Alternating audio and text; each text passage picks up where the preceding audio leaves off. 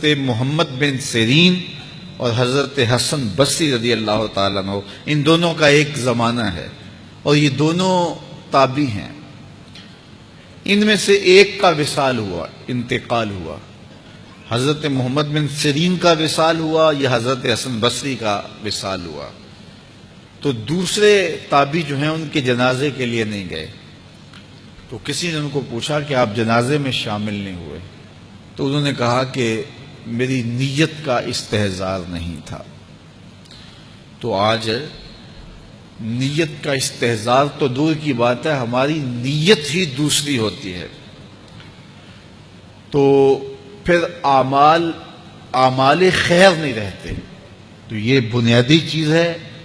تو جو لوگ حج کرنے جا رہے ہیں وہ اپنی نیت کا استحضار اور نیت کی تنقید اس کو اپنے اوپر لازم قرار دیں کہ کوئی اور غرض شامل نہ ہو، رضا الہی کا حصول۔ یہ بنیادی نقطہ ہے حج کے مقاصد میں سے کہ بندہ اس لیے اللہ کے حضور حج کرنے کے لیے جا رہا ہے۔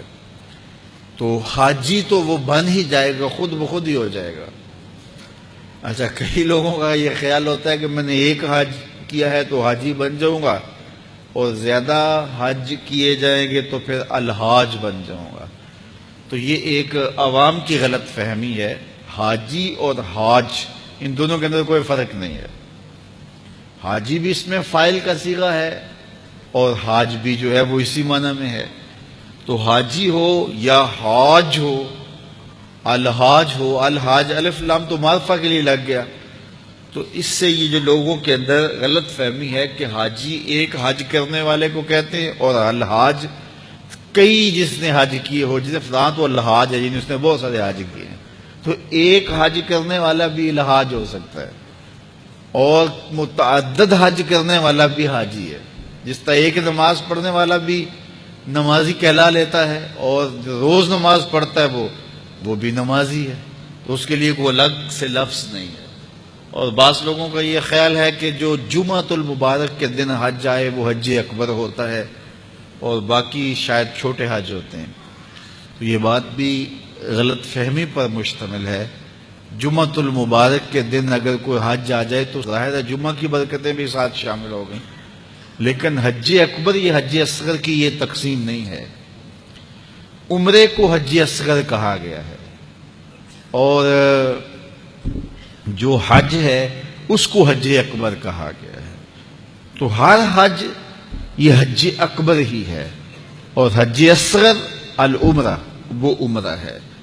تو یہ دو غلط فہمیاں ہم دور کر لیں کہ ایک تو حاجی اور حاج میں کوئی فرق نہیں ہے، حاجی بھی اس میں فاعل کا صیغہ ہے اور حاج بھی اسی معنی میں ہے۔ تو اگر کسی کو یہ شوق ہو کہ میں نے زیادہ حج کیے تو میں الحاج کہلا لوں گا، تو وہ جناب ایک سے بھی لکھ سکتا ہے۔ اس کو اگر اس لیے جانا ہے تو اتنے پیسے خرچ کرنے کی ضرورت نہیں ہے، وہ ایک حج سے بھی جو ہے وہ الحاج لکھ سکتا ہے۔ تو یہ مقصد نہیں ہے کہ میں حاجی کہلاؤں یا الحاج کہلاؤں۔ اگر یہ مقصد ہو گیا تو پھر یہ ساری کی ہوئی محنت ضائع چلے گی۔ مقصد رضا الہی کا حصول ہے۔ اللہ تعالیٰ جل شانہ یہ نصیب کرے، اور یہ حج کے بنیادی مقاصد میں سے ایک مقصد ہے کہ اللہ کی رضا کو حاصل کیا جائے۔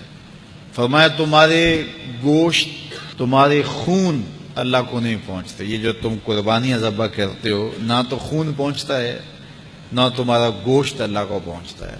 گوشت تم خود کھا جاتے ہو، خون نالیوں میں بہہ جاتا ہے، تو پھر اللہ کو کیا پہنچا؟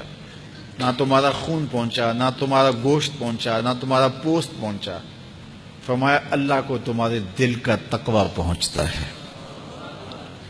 تو یہ نیت کے فرق سے عمل ہوتا ہے، یہ بات ہے۔